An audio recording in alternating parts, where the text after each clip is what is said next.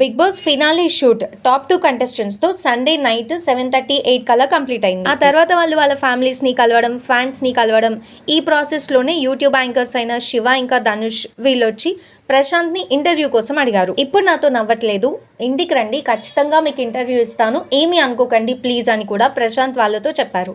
ఇంటికి రమ్మన్నారు కదా అని చెప్పేసని ఈ యాంకర్లు ఇద్దరు అదే రోజు నైట్ వాళ్ళ ఊరికి వెళ్ళారు. ప్రశాంత్ అక్కడ ఊర్లో వాళ్ళతో బిజీగా ఉన్న టైంలో 18 అవర్స్ వెయిట్ చేశారట.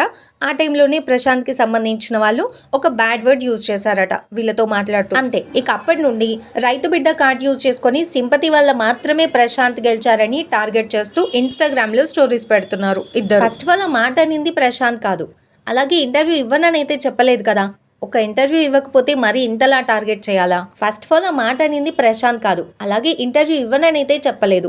ఒక 2 days వాళ్ళ స్పేస్ వాళ్ళకి ఇవ్వచ్చు కదా. ఇది నా పర్సనల్ ఒపీనియన్ మాత్రమే, మరి మీ ఒపీనియన్ ఏంటి?